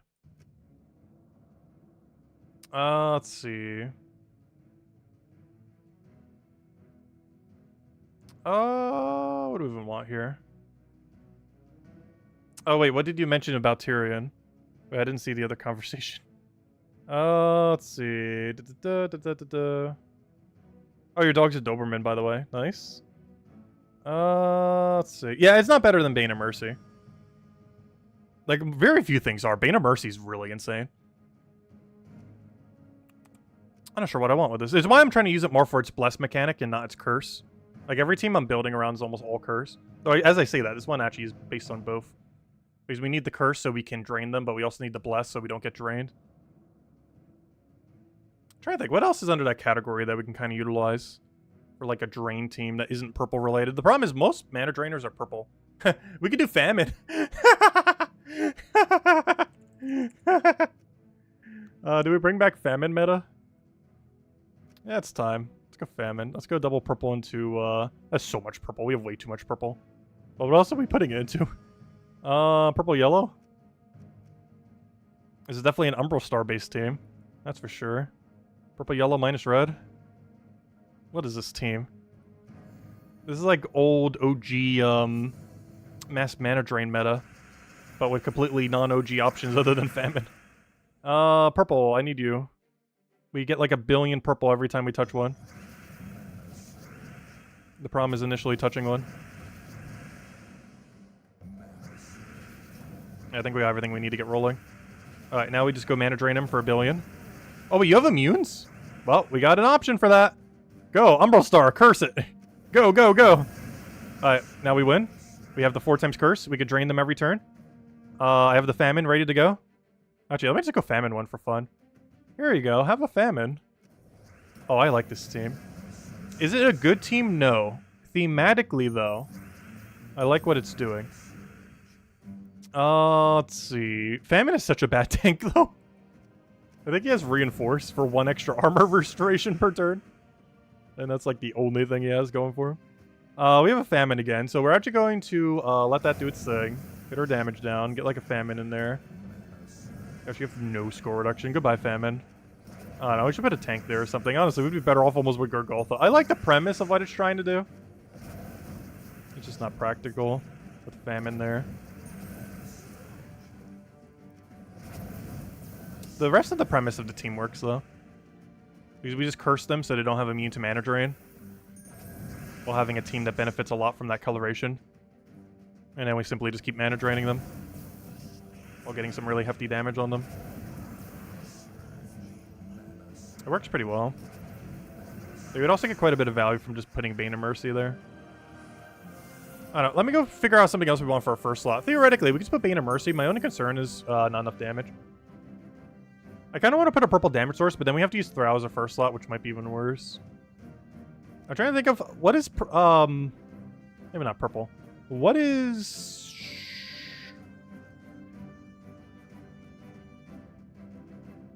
I almost just want to put Gargoltha there. Like, we need something tanky. Something really bulky. Something that can survive there a while that doesn't block purple. And also none of the tank mythics. Poor tank mythics. Even in a situation where we need one of them, they're still not going to be viable.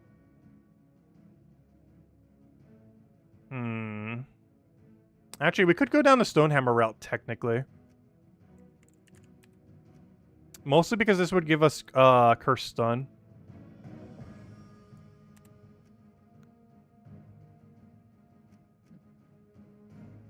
He does block on yellow, though, which is kind of annoying.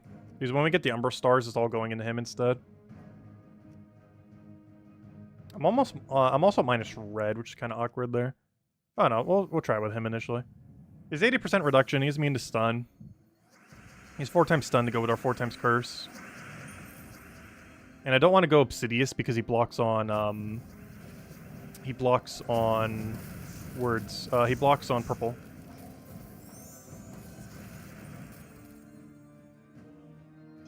We're gonna have to take that just so we don't get drained. Get a big Thrall in there. Alright, we're definitely gonna need the Bless first, that's for sure. Come on, Bless. Get in there. Yep, he just drained us. Wonderful. Thrall, do your thing. Come on. Get in there. There we go. All the blesses. Now, can we make this work from there? I just need to go Umbral Star. And now we have the whole combo. Now you do this. Nice. Now you do this. Nice.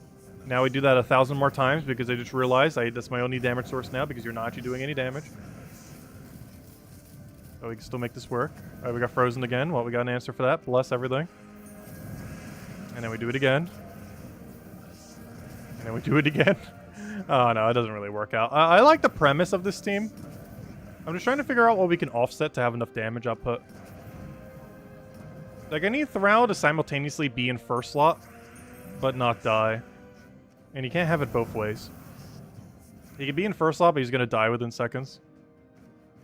Then he could be further back, but then we can't have a damage source purple in first. Which we kind of need for the team.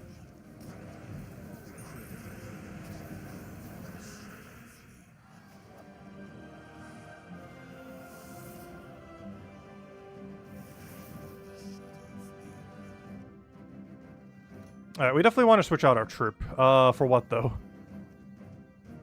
What on earth do we want to put here? Make something work. I like the premise of the other three.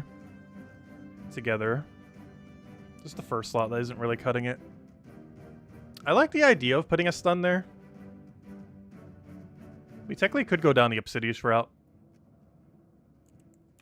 The problem with Obsidious, though, is he uses purple. What if we want a different stunner? What is 4 times stun? That's a mythic. That's on cast, but doesn't use purple. Does that exist? I don't think it does. Because I basically need a mythic that on cast 4 times stuns. I know one that 3 times stuns. That doesn't use purple. It's Tanya. And he has some skull dodge too. But I need like Obsidious level stun, but on cast. I know Stonehammer does, but he doesn't do damage follow-up. Yeah, ideally something that can also tank in first slot. That's a lot of ass for this troop. Let's see. We don't multi-stun, right? No. Honestly, the legends almost do it better. You do single stun at a time. You have curse stun. You technically do. Wait, am I about to Leonis Tower this? It's when matching yellows. I don't feel like there's enough stuns. You know what? We're gonna go with Tanya. I'm gonna change my banner. Don't minus red anymore. I want purple into something. How about like purple yellow? Let's do purple +1 yellow -1 brown or something. Let's roll with that. Let's try with Tanya. Tanya's in a weird position. He does have triple stun. He has heavy splash. He has skull dodge. Like, those things aren't bad.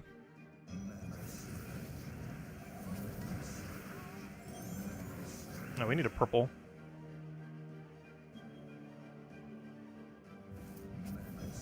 Wow, we actually got it. His hefty mana drained us immediately, so it didn't even matter.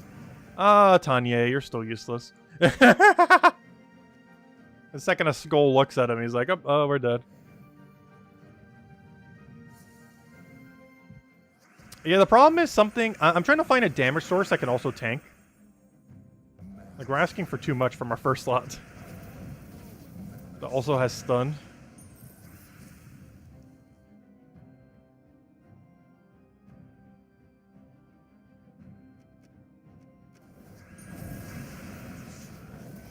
Oh, come on. No, I should have blessed first. I did the curse so we could keep draining them.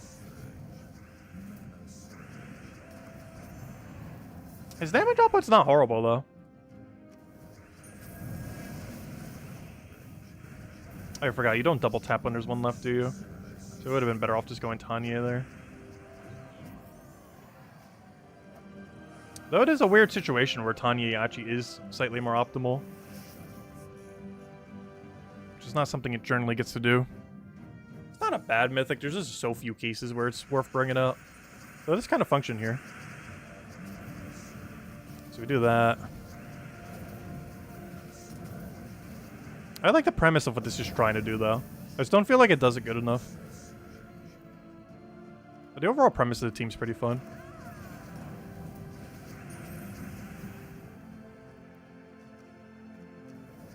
Oh, come on! That was a huge miss. Oh, time to go blessed. Go, go, go. Get that bless in there. Actually, I think we're still better off with the curse.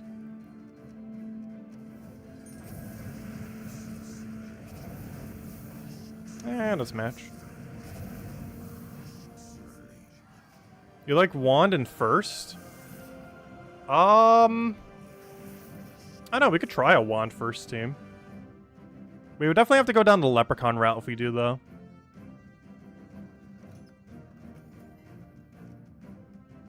Let's see. Let's get wands. Not those wands, the other wands. How many wands are there in here? There are 2. Well, 1. Well, wait, why is there only 1 wands? I thought the other thing was also called wands. Oh, it's Ace of Runes. Anyways, wand. Maybe we could do this with leprechaun something something. And just don't go down the Thrall route. Alright, so let's assume we don't go that. And we're using this as our first slot then. Let's see. Because now we can use a tanky hero class and run like Titan or something. Or even Elementalist. Actually, you know what? Let's go down the Elementalist route. I want to try, Mirage Queen with like one other thing. It also gives us a secondary 4x curse option, so we could try using it more for Bless. But then again, I don't know. Is it redundant to have double Bless like that? It allows us to use Elementals, which is fun. Also gives us stun option, which kind of does what we wanted from the other team. And then we just put like one gigantic Elemental Mythic in here, which shouldn't be that hard. There's an infinite number to choose from. Looking for Elemental. Elemental base rarity. Alright, what do we have to choose from? No, no, no, no, no. Come on, there has to be something good. There's a billion of you. Wow. With so many elemental mythics. I'm surprised there's not a damage source we really want here. I don't necessarily want to go the Wild Queen route for this. Though we could. Actually, we could. We just have all the synergy we need. You know what? We'll give it a shot. Why not? We'll go down the Wild Queen route. And go with like a green... Because that's +3 green, which is huge. Go like a green, purple. What is that minus? Honestly, I might just go double green just so we're not minusing something. Because what's worth minusing? I'd rather just go double green so it's easier to keep track of. Yeah, let's roll it like this. We go immediately for Leprechaun, hope we get good. Yeah, Mistralis is pretty nice. My concern with using Mistralis as a primary damage source. Like, we'd have to get rid of Mirage Queen at that point. And at that point, we don't have to go Elemental. Because I wouldn't want to use her as our main damage source. I don't mind using Wild Queen as our main damage source. So we do this for Elemental Star. And now we spam Wild Queen until we won, basically. It's basically just a Wild Queen team.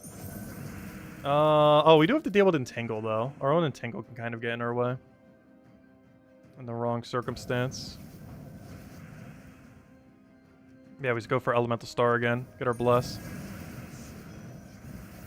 Get the attack steal.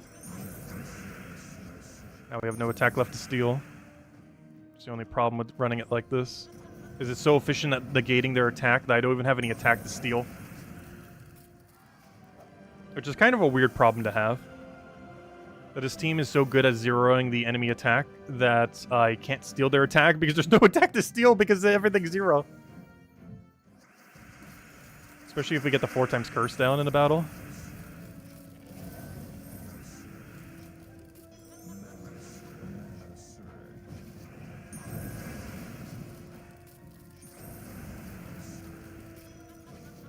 Yeah, that's a weird issue to have. It's so consistent as zeroing the enemy attack, I can't actually gain attack because there's nothing left to steal because it's all 0.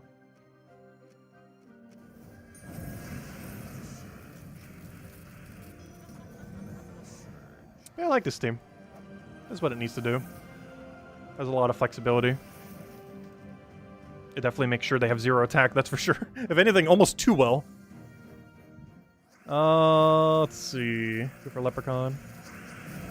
It doesn't really deal with the mana issue, though. Like, it has no way to deal with their mana. But it has every way to deal with their attack value.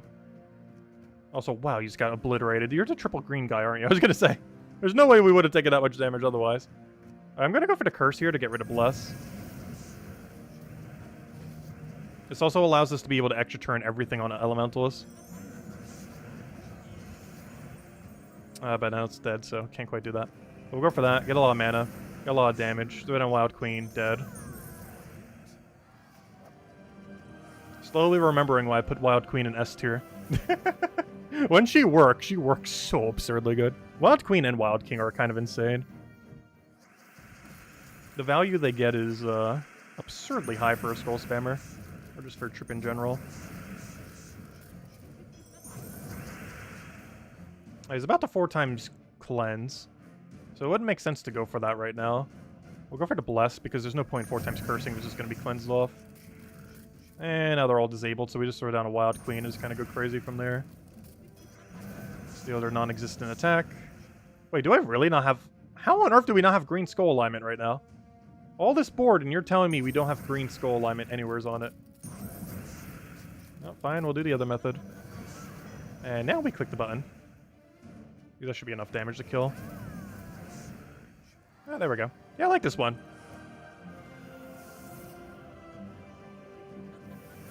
It does what it needs to do.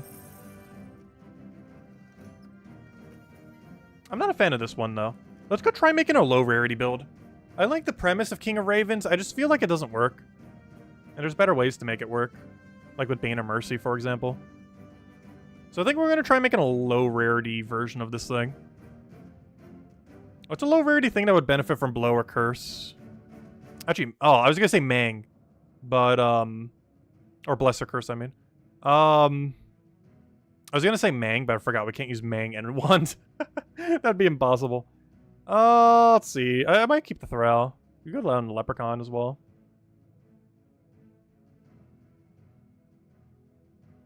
Wand of Stars with 2 times Phoenix. I was considering using the Phoenix earlier. With the Vinish Bala. What's its follow-up, though? I actually forget. It has, wait, just true damage. But it has enchant. But it would gain mana pretty slow. Like, really, really slow for depending on the... like, I'd rather go Mistralis at that point. If we're going all in on that. Yeah, he does kind of need Storm, too. That's a whole nother aspect. Wait, did I forget to put Storm on his team? Whoops. I thought we had one. Especially if we get, like, a Purple Storm or something. I keep forgetting. Archmage just doesn't have Purple Storm. You don't get any Storm, do you? I always think this says Purple Storm for some reason. But it doesn't actually have access to Purple Storm. Which is kind of unfortunate. I always think Arcane has it, but it doesn't have it in its tree. I think it's like Death Tree or something that has Purple Storm. Anyways. What do we want to do with this? I want a low rarity one. If we are doing low rarity, we actually have to go down the Leprechaun route. This will have to be another first slot wand. Because you have to put it with like Titan or something. Which does mean we can use one of the Giants that can double. We could also go down the mech route. Oh. Is that worth doing? Free-to-play does have access to Bork. And we can go Leprechaun, Bork, one other thing. But then we don't have 1 damage. We would definitely have to have 2 damages here. And it has to be like Rowan something. Like Rowan and, we need like 1 other follow-up. That isn't Mirage Queen. Low rarity thing that's synergized with, Rowan. Setites. I haven't used a Setite build in a while. I'm not sure if it really benefits much in this context. But it does work. It's also pure green at that point. Though it's only for HP. I'm pretty sure pure green is HP, not armor. Yeah, it's HP. It's unfortunate. 12 armor would have been kind of nice. It's kind of weird because that's actually from the kingdom that Rowan is. Like the Ore thingy. Yet it does HP and not armor, despite the fact she needs armor. Let's see. I don't know, is that strong enough for early game? I just don't see what we're using Wand for in this context, the only problem. Like, obviously for Curse. But what's the Bless benefit? I guess just so we actually turn a bit more. Elemental Star. Brown, red, green, blue. We use all that except red for the other ones. I don't know, we can still try it. And do the banner to, like, double green something. Or even just keep it at double green. So we don't have to -1 the other thingies. Archmagus, no, I need, like, Titan or something. Oh, we can go green-brown. Let me actually go green-brown, then. If we're gonna go something like Titan. +2 green, +1 brown, minus something that isn't used much. Like, red is fine. Alright, roll with that. And change class to Titan so we have a proper tank. We can also try 50% mana starting off of something. But early game options that work off of that is mostly just the trolls. And we don't really need another mana accumulator. And we need Leprechaun just to get things going. So now we do Elemental Star, get our blesses. And now we basically just cast Rowan until we win.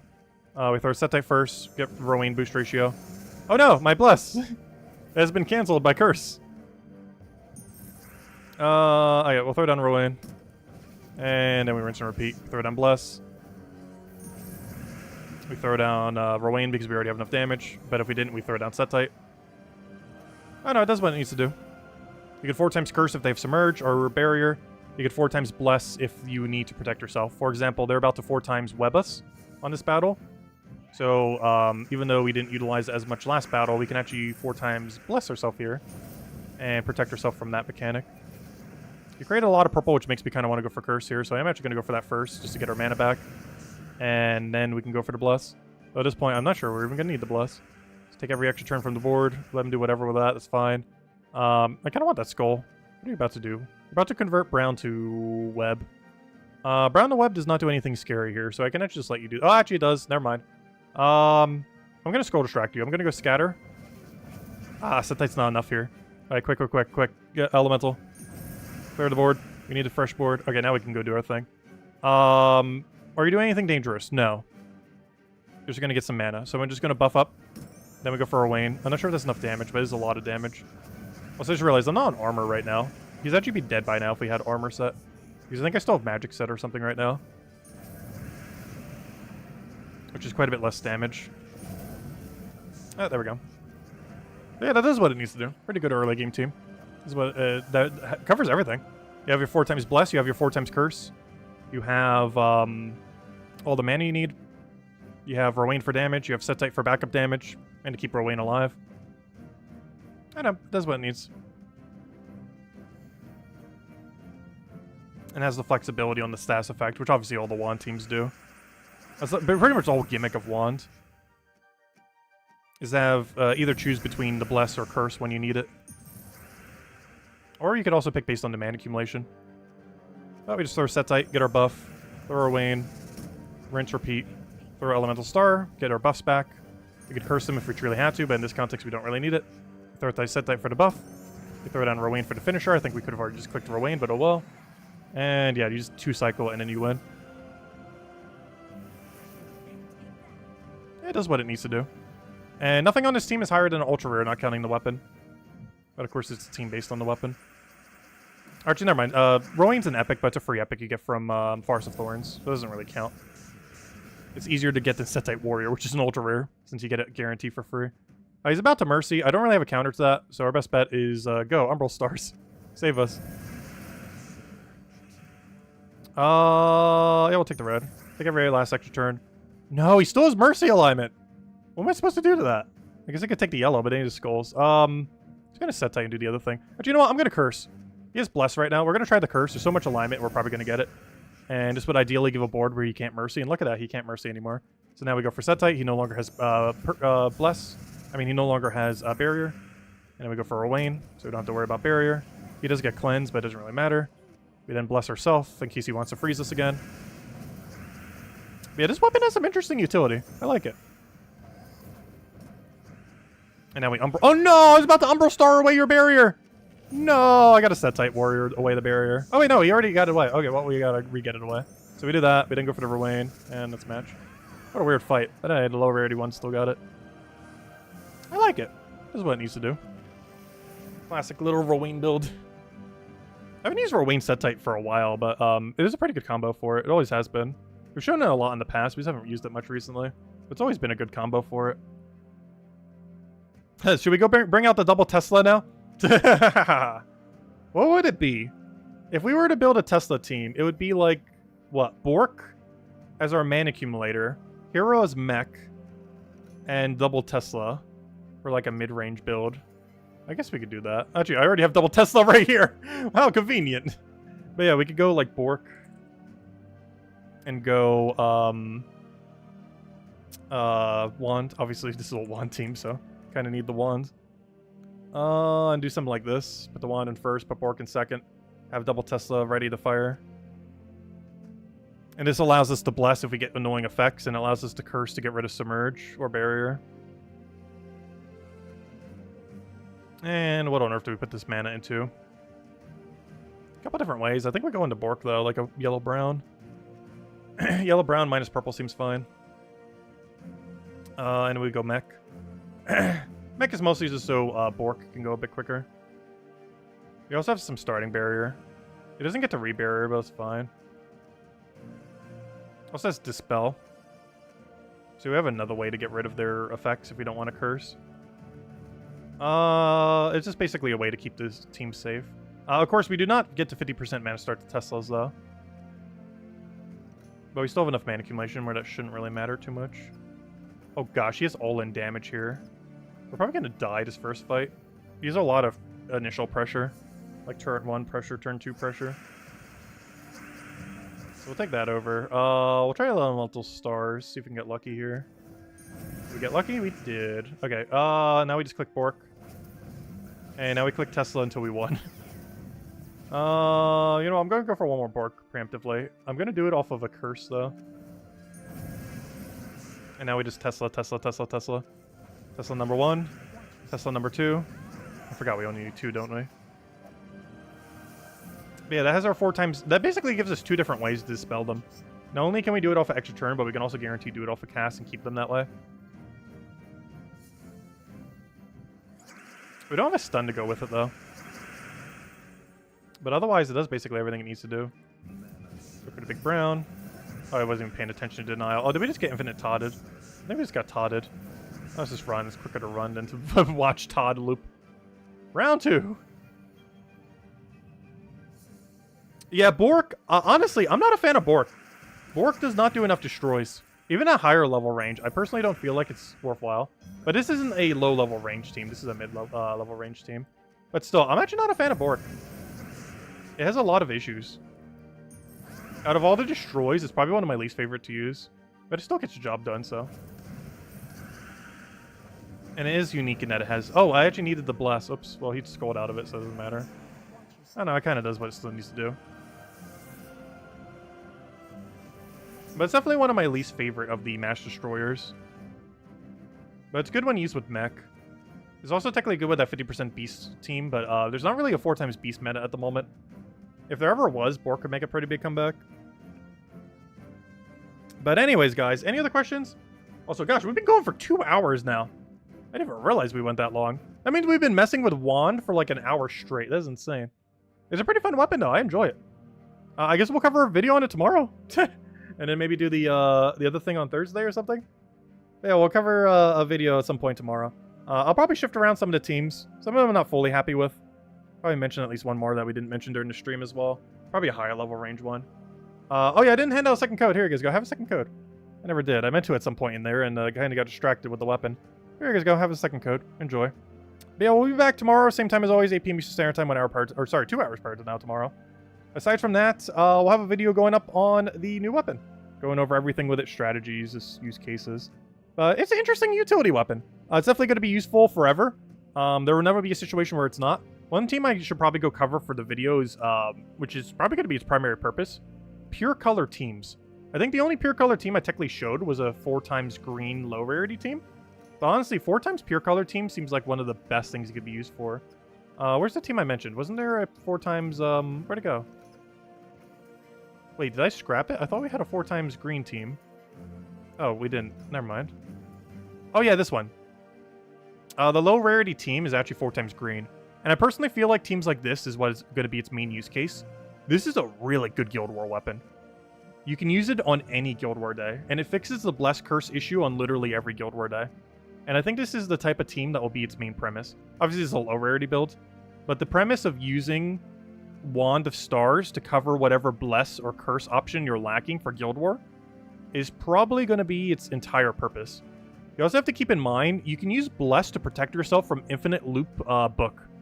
It won't protect you from the damage or the skulls, but it will protect you from the mana drain, as Bless does have immune to mana drain on it.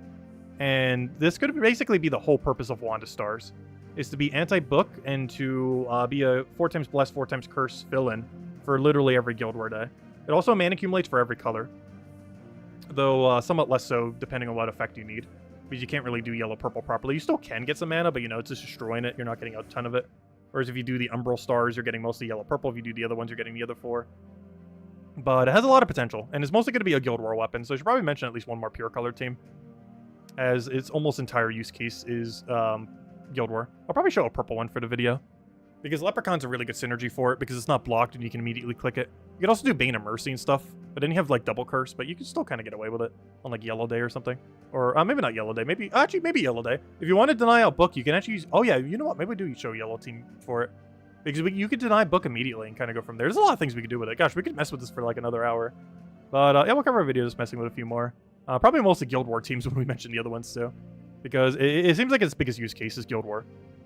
Like 9 times out of 10, if you're bothering to use this weapon, it's going to be Guild War, not anywhere else. Because it's kind of slow for PvP and Explore 12 and stuff. But it's a really good not lose option potentially for Guild War. And guess what we have next week? Guild War, so we'll be able to use that almost immediately and test the theory of how effective it will actually be next week. But we'll cover a video for it sometime tomorrow and go from there. Anyways, guys, have a wonderful week. Catch you guys later. Thanks for stopping by.